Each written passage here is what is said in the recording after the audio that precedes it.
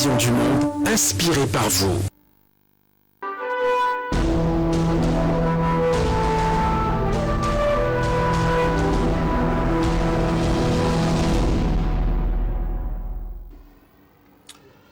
Madame, bonsoir. Monsieur, bonsoir. Merci de votre fidélité. Bienvenue à cette édition de l'information du soir sur la télévision du monde. Une édition que nous ouvrons par un fait de société, un redoutable gang de malfrats interpellés par les éléments de la Légion de gendarmerie du littoral. Ce gang de grands bandits, parmi lesquels des repris de justice opéraient entre les régions de l'Ouest et du littoral en leur possession un impressionnant arsenal de guerre, dont des pistolets automatiques et des munitions. Jean-Jacques Médna et Patrice Foucault pour le détail. En date du 24 décembre 2020, le nommé Wansi Gilles Merlin, alias Siwenana Vincent, alias Oxygène, et ses acolytes ont, à l'aide d'armes à feu, dépossédé une famille d'une importante somme d'argent, des bijoux de grande valeur et plusieurs autres effets dans leur domicile du côté de Bafang, dans la région de l'Ouest.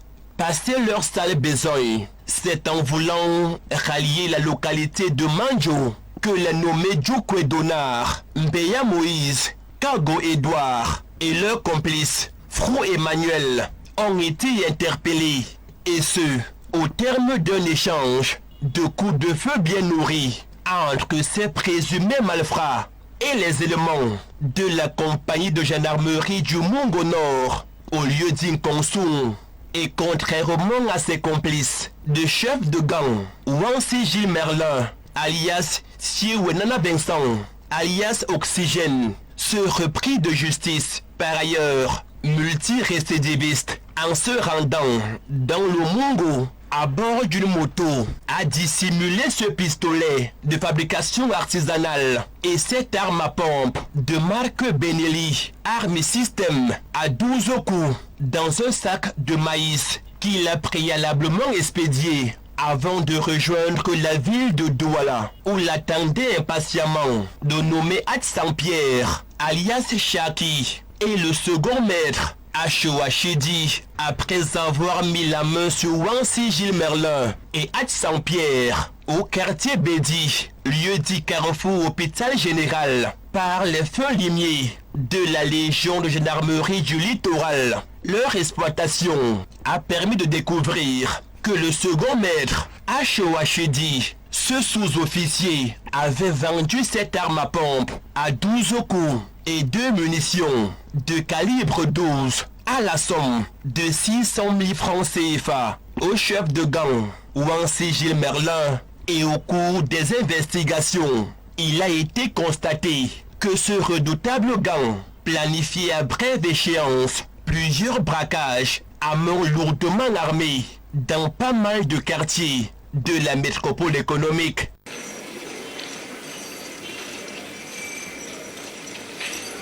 Après Douala, dans le département du Vouri, région du littoral, nous mettons le cap dans la ville de Kribi, cité balnéaire dans le sud du Cameroun, pour justement évoquer ce phénomène de sorcellerie qui semble prendre de l'ampleur dans un établissement public général dans cette partie du triangle national.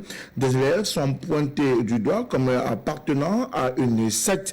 La dite secte permettrait aux élèves de pouvoir avoir et manipuler de fortes sommes d'argent à travers le porte-monnaie magique. Et ces élèves ont été sur cette affaire qui défraie la chronique dans cette partie du triangle national. Albert Madola. Après le phénomène des agressions, un nouveau phénomène vient de faire son entrée dans la cité balnéaire, celui du porte-monnaie magique. Tout a commencé le vendredi 30 janvier aux environs de 8h50, quand un parent d'élève se présenta à la surveillance générale du lycée bilingue de Kribi, muni d'une lettre adressée à sa fille, élève en classe de 4e bilingue, à rejoindre le groupe baptisé Vendeur de rêves. D'après les aveux Accompagnés de gendarmerie de Kribi, les élèves sont rentrés en contact avec des mystiques béninois qui offraient des porte-monnaies magiques ayant donc reçu une forte somme de 1 million de francs CFA avec une condition de l'utiliser en une seule journée. Bien plus encore, de donner en sacrifice les membres de leur famille ou camarades. Un phénomène qui ne laisse pas insensible les responsables d'établissements secondaires dans le département de l'Océan, celui du lycée Bien de Dombert, qui a déjà pris les dispositions pour barrer la route à ce phénomène.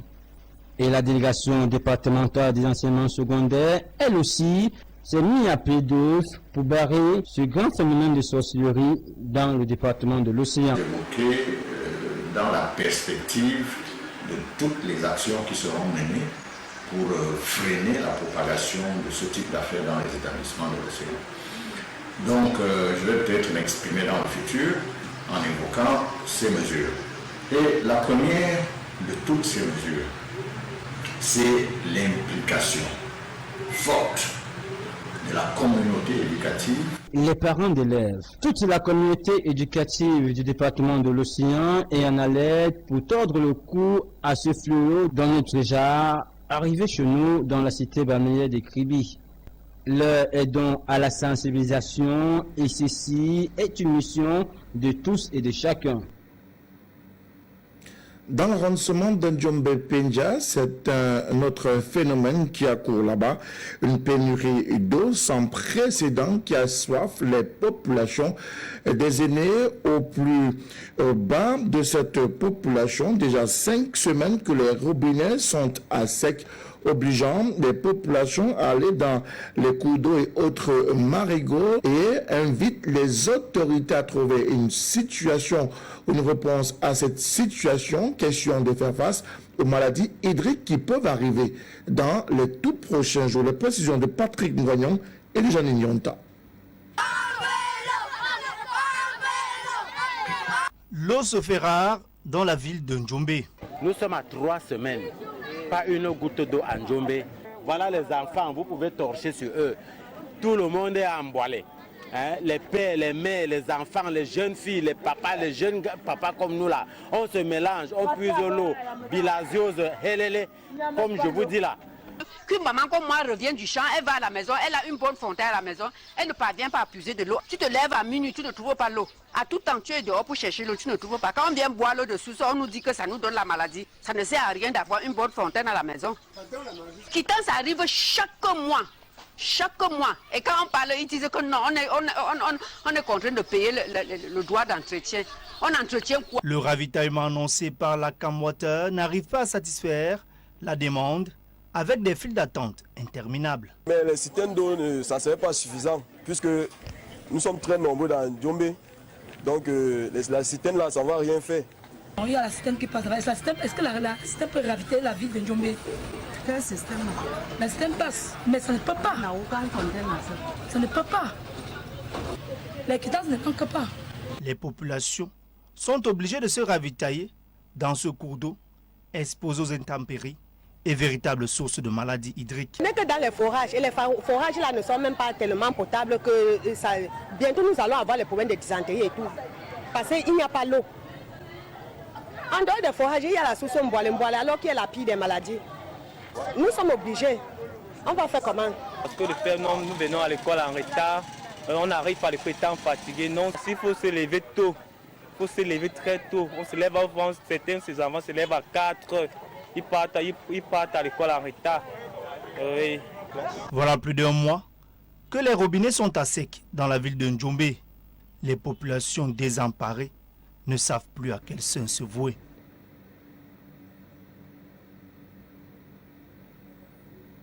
Les autorités administratives et municipales du Ndjombe-Penja sont ainsi interpellées pour trouver des voies et moyens pour le retour de l'eau potable dans cet arrondissement situé dans le département du Mongo, région du littoral. S'agissant toujours de la région du littoral, nous nous intéressons à une autorité qui fait l'objet d'arnaques de toutes sortes. C'est notamment le préfet du département du Vouri, Benjamin Mboutou, met en garde les individus qui se sont rendus spécialistes d'arnaques à l'endroit des populations. Ce dernier, face aux hommes et femmes de médias, attire l'attention des populations de ne pas se laisser berner par toute personne qui viendrait à leur encontre, justement, leur préciser qu'ils sont envoyés par le préfet du département du Vouri. Il n'en est rien. C'est d'ailleurs ce que précise Benjamin Mboutou. La police et la gendarmerie sont déjà sur le coup. Alors, je tiens donc à faire cette précision, que je n'ai pas perdu ma sœur. Parce que ces gens, ils appellent partout, ils disent, voilà, je suis monsieur le préfet du Vouri, monsieur, j'ai perdu ma sœur, alors vous pouvez m'aider. Non, non, non, du tout. Donc, je n'ai aucune sœur qui soit décédée. Et vous voyez que je suis au bureau. Donc, et je voulais surtout mettre en garde ces individus-là qu'ils seront démasqués. Parce que j'ai déjà mis les responsables des forces de maintien de l'ordre sur leur piste. Donc, ils arrêtent de jouer à ce jeu-là. Parce que, voilà, le préfet ne peut pas se mettre à appeler des hautes personnalités. Hein. Voyez-vous, ces gens se sont même permis d'appeler certains membres du gouvernement en se passant pour le préfet du Vouri. Et en leur laissant des messages pour dire, voilà, rappelez-moi. Vous voyez même, moi j'appellerais ça l'impolitesse. Vous voyez un préfet en train de laisser un message à un membre du gouvernement en disant, rappelez-moi. Hein? Donc, il y a même une certaine déontologie qu'eux-mêmes ne connaissent pas. Donc, et du coup, on sait que c'est des petits arnaqueurs, mais il est mieux qu'ils arrêtent ce jeu-là. Parce que je crois qu'in fine, ils sont en train de frapper à la mauvaise porte. Donc, c'est une mise en garde que je voulais faire, et je crois que cela va s'ajouter avec un communiqué. Il ne faut jamais se borner ou alors faire confiance à un coup de fil que vous recevez, surtout quand il s'agit de transactions financières. Quelqu'un vous appelle, il vous dit « Oui, envoyez-moi Orange Money ». C'est déjà devenu tellement facile que les gens pensent que, bon, dès qu'ils ont un problème, il faut seulement envoyer de l'argent. Et comme le transfert d'argent est facile, bon, ils savent que vous claquez d'un doigt l'argent. Les transactions financières ne se déroulent pas comme ça. Hein? Quelqu'un ne peut pas être assis dans sa chambre et vous demande de lui envoyer de l'argent. Et surtout quelqu'un que vous ne connaissez pas.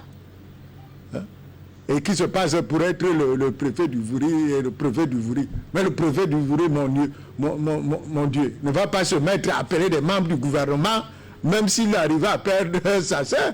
J'en ai deux qui sont mes sœurs aînées. Et elles sont en santé, donc je ne vois pas, même si j'arrive à perdre mes sœurs, je ne peux pas mettre quand même des hautes personnalités, parce que j'estime que je peux moi-même enterrer ma sœur, sans que j'ai à demander des secours. Et même, croyez-vous que lorsque on perd un membre de sa famille, c'est une source d'enrichissement? Même quand on annonce le deuil, c'est tout simplement pour que les gens viennent compatir avec vous.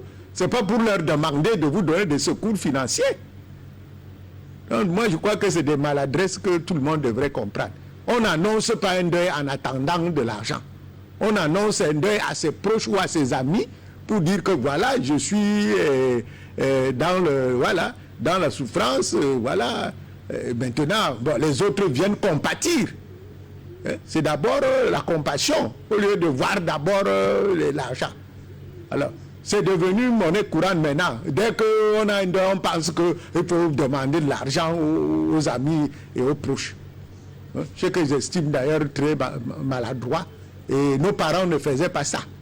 On venait au deuil pour venir, on venait se lamenter avec la personne qui est éprouvée. Et non venir demander de l'argent. De ce point de vue, j'ai comme l'impression que les gens souhaiteraient qu'ils aient des deuils régulièrement pour se faire aider financièrement. Une mise en garde donc du préfet du département du Vouri, Benjamin Mboutou, donc des individus sans foi ni loi, useraient de son nom pour arnaquer de paisibles citoyens. Précisons que les fins limiers de la police nationale et de la gendarmerie sont aux trousses de ces individus qui se passeraient pour le préfet du département du Vouri et qui demanderaient de fortes sommes d'argent à la fois aux autorités administratives, aux membres du gouvernement et aux autres populations sous le prétexte de ce que le préfet aurait été ou fait l'objet d'un deuil dans sa famille. Nous y revenons certainement dans notre prochaine édition de l'information sur la télévision du monde. Nous parlons de politique, notamment d'une information qui a été rendue publique dans la nuit. Emprisonné depuis octobre 2019, Mamadou Mota, le premier vice-président du mouvement pour la renaissance du Cameroun, MRC, a recouvré la liberté aux premières heures de...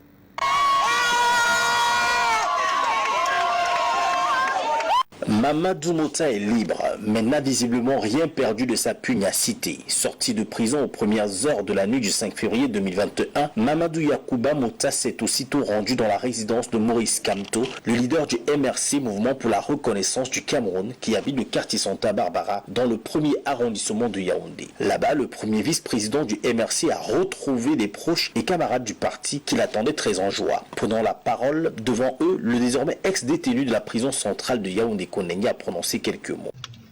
Je serai bref. Le combat continue et soyez de véritables artisans. Collectif que coordonne Maître Hippolyte Méli. Il a remercié les hommes en robe noire pour le travail abattu, saluant au passage la mémoire de certains d'entre eux disparus, notamment Maître Sylvain Soie. Pour mémoire, Mamadou Mota avait été arrêté le 1er juin 2019 suite à une marche de protestation qui visait la libération de Maurice Kamto et plusieurs dizaines de militants du MRC alors écroués en prison. Mais il n'avait pas bénéficié de l'arrêt des poursuites prononcées en faveur de ses camarades en octobre 2019 par le président de la République. Et pour cause, le numéro 2 du MRC était déjà poursuivi dans le cadre de la mutinerie à la prison de Konengi survenue en juillet 2019. Il sera ainsi condamné. Mota, le premier vice-président du mouvement pour la renaissance du Cameroun, MRC, recouvre la liberté. Plusieurs autres militants continuent de faire l'objet d'interpellations ou d'arrestations à raison des mouvements initiés le 22 septembre 2020 dernier, mouvement qui a été jugé insurrectionnel par le pouvoir de Yaoundé, mouvement par ailleurs qui a été vivement et fortement reprimé par des éléments de force de l'ordre et de sécurité. Mobilisation, désarmement et réintégration de Boya au pied du mont Cameroun, Dame Do Bertha, puisqu'il s'agit d'elle, était porteuse d'un message d'espoir, mais aussi d'un appui financier de 4 millions de francs CFA pour les ex-combattants qui ont déposé des armes et qui désormais séjournent au sein du centre DDR de Boya, et pour l'amélioration des conditions au sein du centre DDR du chef-lieu de la région du sud-ouest du Cameroun. Reportage. Le calme est de héberger dans ce centre est manifesté lundi 1er février 2021 dernier pour réclamer leur réintégration immédiate dans la société et l'amélioration de leurs conditions de vie au sein du centre. Un émissaire du bureau du Premier ministre chef du gouvernement s'est rendu dans le centre pour apporter le message d'espoir à ces 184 combattants repentis actuellement logés au centre DDR de Boya. Dame Do Bertha, conseillère spéciale au service du Premier ministre, accompagnée du coordinateur national adjoint, le lieutenant-colonel Francis Ekosso, a déclaré aux ex-combattants que le Premier ministre chef du gouvernement, fils du Sud-Ouest, était conscient de leurs problèmes et inquiet pour leur bien-être. Elle les a rassurés que l'évaluation d'un deuxième lot de 70 ex-combattants est imminente dans les semaines à venir. Ceci accompagné d'un don en espèces d'1 million de francs CFA pour leur permettre de traiter leurs documents. Voici 1 million qui vous a été envoyé, soit 700 000 francs CFA en coupure de 1000 francs et 300 000 en coupure de 500 francs CFA.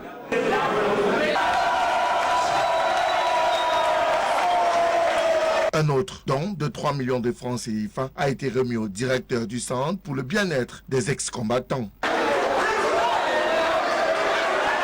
Ceux des ex-combattants qui n'ont pas encore achevé le processus de désarmement ont été instamment priés de rester calmes car leur tour de réintégration viendra aussi.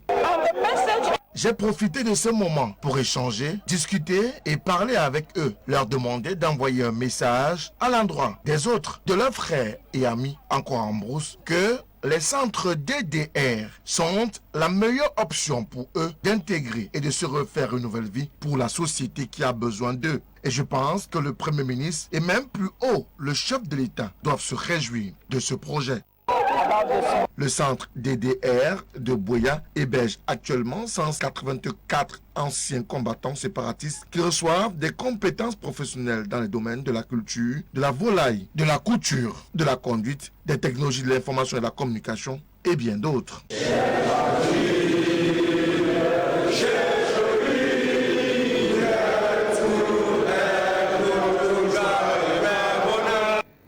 Des ex-rebelles qui se sont d'ailleurs réjouis de cette visite, de cet émissaire du Premier ministre chef du gouvernement à la suite du mouvement d'humeur observé lundi dernier, mouvement pour lequel les ex-combattants qui ont choisi de déposer les armes revendiquaient de meilleures conditions de vie dans ce centre DDR de Buea. Par ailleurs, ils réclamaient aussi, au-delà de tout, une réintégration prochaine, une réintégration dans la société telle que promis dans le cas de charge de cette institution mise en place pour apporter une solution efficace à la crise séparatiste qui secoue les régions du nord-ouest et du sud du Cameroun. Parlant toujours de sa région nord-ouest et du sud-ouest, le président de la République vole au secours des populations déplacées des régions du nord-ouest et du sud-ouest du Cameroun, établies désormais dans la région du sud et précisément dans le département de l'Anvila. Le ministre de l'administration territoriale, Paul Atangandi, pour l'occasion, vient de remettre un important don constitué de produits de première nécessité et de matériel de couchage aux hommes, femmes et enfants qui ont fui la guerre dans les deux régions du nord-ouest et du sud du Cameroun. Jean Gemeledna et Serge King.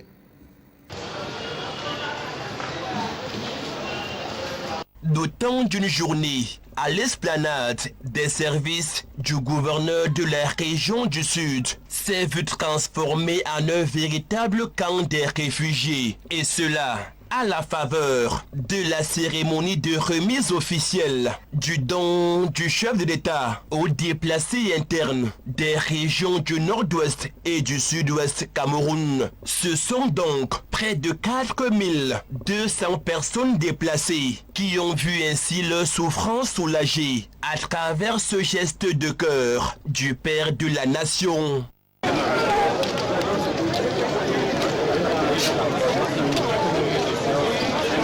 République est toujours aux côtés des populations de la région du Sud pour l'unanimité. Non, moi je suis très content pour ce que le président nous a offert aujourd'hui. Les choses qu'il nous a données, nous sommes très contents pour ça. Nous sommes vraiment contents. On lui dit vraiment merci à président Paul Biya. Les gestes qu'il nous a fait, nous les anglophones, nous conviennent dans les guerres. Le gars qui nous a fait, on était vraiment dans les moments difficiles là-bas. On lui dit vraiment merci beaucoup au président Paul Biya.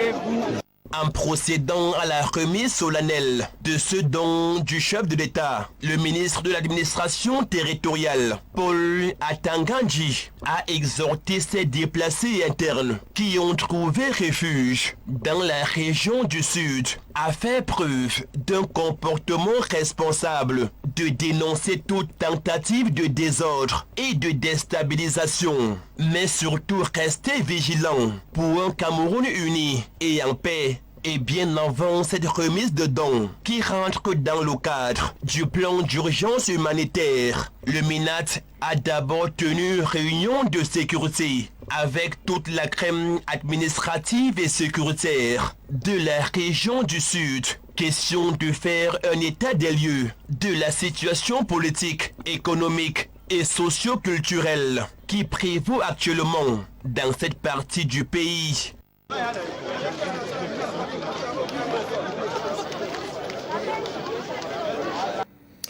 Et puis nous parlons également des festivités liées à la célébration de la 55e édition de la fête nationale de la jeunesse, dont l'apothéose est prévue pour le 11 février 2021 prochain. Toutefois, au regard de la propension de l'inobservance des mesures barrières, c'est d'ailleurs ce qui fait la une ce vendredi, ce communiqué de presse qui est signé de Mouna Fotso, le ministre de la Jeunesse et de l'Éducation civique. Il précise que toutefois, il y a de la propension à l'inobservance des mesures barrières lors de certaines manifestations d'envergure et des risques subséquents de résurgence et de propagation de la COVID-19. Le ministre de la Jeunesse et de l'Éducation civique, président du Comité national d'organisation de la Fête nationale de la jeunesse, sur très haute instruction, porte à l'attention de l'opinion publique que la suite des manifestations de la Fête de la jeunesse sera essentiellement centrée sur les activités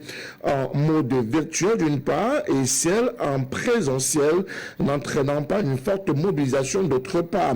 À cet effet, la parade du défilé du 11 février 2021 n'aura plus lieu sur l'ensemble du territoire national dans le souci d'éviter la propagation du coronavirus et de préserver la santé des populations, notamment la population jeune. Par ailleurs, seules les activités du village jeunesse à mobilisation réduite continueront à se dérouler en partie présentiel dans le strict respect des mesures barrières. Toutes les autres activités de la onzaine de la jeunesse se tiendront essentiellement en mode virtuel, tel que prévu par le programme national harmonisé. À cet effet, le ministre de la Jeunesse et de l'Éducation civique en appelle au civisme de tous et invite la jeunesse camerounaise à rester mobilisée et à continuer à participer activement aux activités de célébration disponibles sur la plateforme virtuelle créée pour la circonstance et s'adresser ainsi au démembrement du ministère de la Jeunesse sur l'ensemble du territoire national.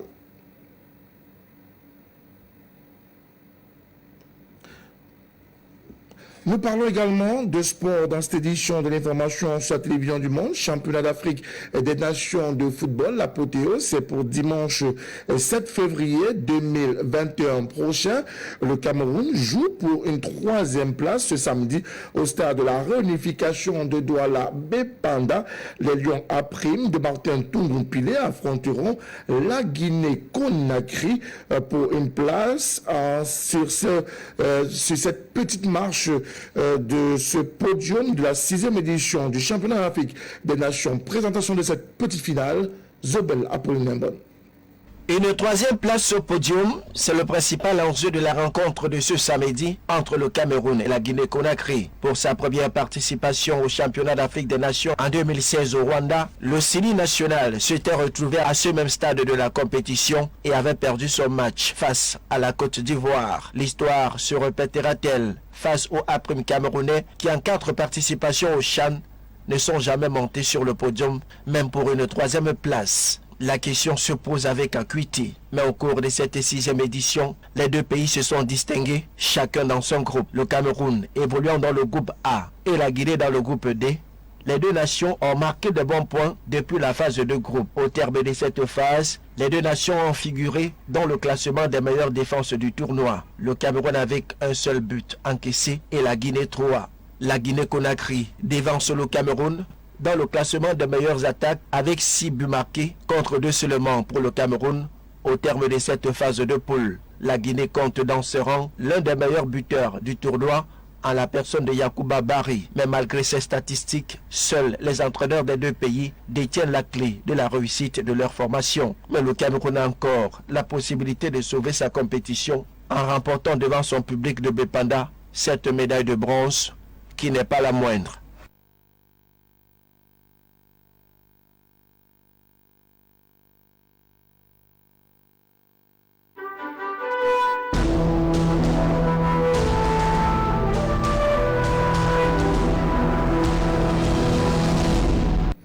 Et puis, dans nos frontières, nous parlons de ces déplacés qui sont de plus en plus nombreux sur le continent noir. Des branches trouvées sur place, plus des bâches et des cordes fournies par l'aide humanitaire. Sani Kalilou se débrouille avec ses amis. Il doit maintenant redonner un toit aux siens. À 26 ans, il a déjà 5 enfants. Avec 37 autres familles, il a choisi de s'installer à Walam, qui a pour avantage d'abriter la plus grande base militaire de la région. Sani Kalilou est un survivant. Il a fui l'attaque qui a décimé son village voilà 1 mois. Dès que j'ai entendu les coups de feu, je me suis réfugié dans la chambre avec ma femme et mes enfants. Tous ceux qui sont restés dehors sont morts. S'ils m'avaient vu, ils m'auraient tué. Le 3 janvier dernier, des terroristes djihadistes venus à moto ont décimé les deux villages voisins de Tchombangu et Zaroumdarey, à 120 km au nord de Niamey, une zone proche des frontières avec le Mali et le Burkina Faso. Le massacre a fait plus de 100 morts. Après cela, beaucoup ont préféré fuir. Je ne comprends pas la cause de cette barbarie. Ils ne nous ont pas demandé de quitter le village, mais ils sont venus cette année pour prélever la zakat, l'impôt religieux. Et après, ils sont revenus pour commettre ce massacre. À Walam, un camp de déplacés s'est formé et soutenu par l'aide humanitaire des Nations Unies. Les rescapés se regroupent par village et la solidarité fait beaucoup. Nous avons énormément souffert, mais aujourd'hui nous sommes soulagés.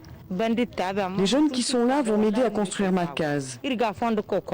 J'ai une pensée émue pour ceux qui sont morts au village. Aujourd'hui, nous avons besoin d'aide, parce que nous avons tout perdu. Le Haut Commissariat pour les réfugiés HCR estime que le nombre de personnes ayant fui préventivement leur village dans cette partie du Niger est maintenant de 10 000 personnes. Et dans toute la région sahélienne, la question des déplacés internes devient préoccupante. Ils sont maintenant 2 millions à avoir fui les violences, un nombre qui a quadruplé en 2 ans. Et puis toujours à l'international, nous rendons à présent en Ouganda, après le Niger, où des réactions sont nombreuses après la condamnation du sieur Dominique Onawen. Le soulagement pour ses victimes.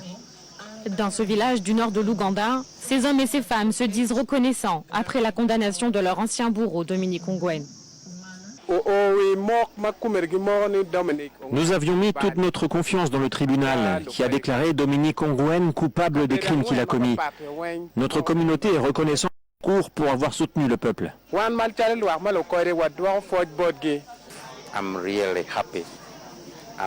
Je suis vraiment heureux, ayant survécu aux attaques et être là 15 ans après. Beaucoup de mes collègues ne sont plus parmi nous pour entendre ce verdict. Dominique Ongwen a été reconnu coupable de crimes de guerre et de crimes contre l'humanité par la Cour pénale internationale.